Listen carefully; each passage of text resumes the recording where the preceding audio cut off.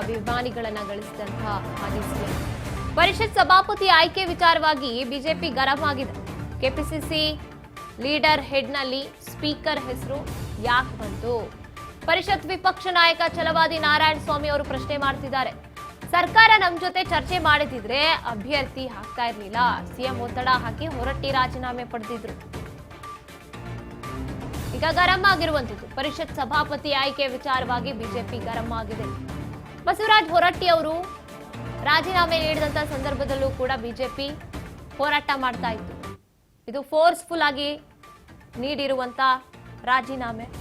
ಈಗ ಆ ಆಯ್ಕೆಗೂ ಕೂಡ ಇಲ್ಲಿ ವಿರೋಧವನ್ನ ವ್ಯಕ್ತಪಡಿಸ್ತಾ ಇರುವಂತದ್ದು ವಿಪಕ್ಷ.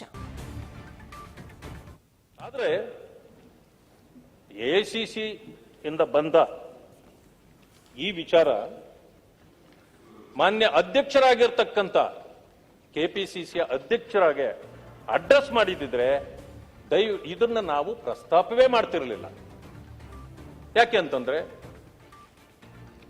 ಪಕ್ಷದ ವಿಚಾರ ಅಧ್ಯಕ್ಷರಿಗೆ ಬಂದಾಗ ನಾವು ಕೇಳೋದಿಲ್ಲ, ಅದು ನಮ್ಮ ಕೆಲಸ ಅಲ್ವೇ ಅಲ್ಲ. ಆದ್ರೆ ಆ ಕಾರಣದಿಂದ ನಾವು ಇದರ ಪ್ರಸ್ತಾಪವನ್ನು ಕೂಡ ಮಾಡಿದ್ವಿ. ಇದು ಬರಬಾರದಾಗಿದೆ, ಇದು ಅಪರಾಧವಾಗಿದೆ. ಎರಡನೇದು, ನಾವು ಚುನಾವಣೆ ಪ್ರಕ್ರಿಯೆ ಪ್ರಾರಂಭವಾದಾಗಲೇ ಒಂದು ಮಾತನ್ನು ಕೇಳಿ, ಮಾನ್ಯ ಸಭಾಪತಿಗಳೇ, ಈ ಚುನಾವಣೆ ಪ್ರಕ್ರಿಯೆ ಪ್ರಾರಂಭ ಆಗಲಿಕ್ಕೆ ಅಥವಾ ಕಾರಣ ಏನು ಅಂತ. ಯಾಕೆ ಅಂದ್ರೆ ಪತ್ರಿಕೆಗಳಲ್ಲಿ ನಾನಾ ರೀತಿಯ ವಿಚಾರಗಳು ಬಂದಿದೆ, ಜನರಲ್ಲಿ ಗೊಂದಲ ಇದೆ. ಅಷ್ಟು ಮಾತ್ರ ಯಾಕೆ, ಸದಸ್ಯರಲ್ಲೂ ಗೊಂದಲ ಇದೆ.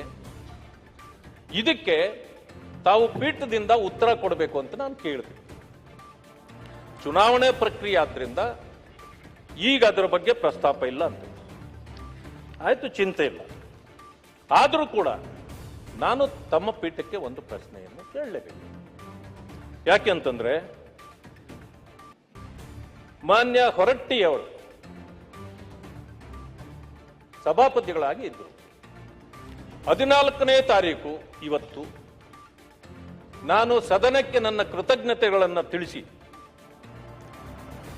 ನನ್ನ ರಾಜೀನಾಮೆ ಕೊಡ್ತೇನೆ ಅಂತ ಹೇಳಿ ಹೇಳಿಕೆ ಕೊಟ್ಟಿದ್ದೇನೆ ಅಂತ ಹೇಳಿ ಅವರು ಹೇಳಿದರು. ಅದು ಒಪ್ಪಿಗೆ ಆಗಿತ್ತು ಅಂತಕ್ಕಂಥದ್ದು ನನಗೆ ಗೊತ್ತಿರತಕ್ಕಂಥ ವಿಷಯ. ತದನಂತರ ತಕ್ಷಣ 7ನೇ ತಾರೀಕು ಆದ್ರೆ ಈಗ ಪರಿಷತ್ ಸಭಾಪತಿ ಆಯ್ಕೆ ವಿಚಾರವಾಗಿ ಬಿಜೆಪಿ, ಅದರಲ್ಲೂ ಛಲವಾದಿ ನಾರಾಯಣ ಸ್ವಾಮಿ ಅವರು ಅಸಮಾಧಾನವನ್ನ ವ್ಯಕ್ತಪಡಿಸ್ತಾ ಇರುವಂತದ್ದು. ಕೆಪಿಸಿಸಿ ಲೀಡರ್ ಹೆಡ್ನಲ್ಲಿ ಸ್ಪೀಕರ್ ನಿರ್ಧಾರ ಮಾಡಬೇಕಾಗಿದ್ದಂತಹ ವಿಚಾರ. ಬಸವರಾಜ ಹೊರಟ್ಟಿ ಅವರನ್ನ ಇದು ಫೋರ್ಸ್ಫುಲ್ ಆಗಿ ಅವರು ರಾಜೀನಾಮೆ ನೀಡಿರುವಂತದ್ದು. ಈ ಮಧ್ಯೆ ಈಗ ಚುನಾವಣೆ ಮಾಡಿ ಈಗ ಆಯ್ಕೆ ಮಾಡುವಂತದ್ದು ಏನಿತ್ತು ಅಂತ ಕೇಳ್ತಾ ಇದ್ದಾರೆ.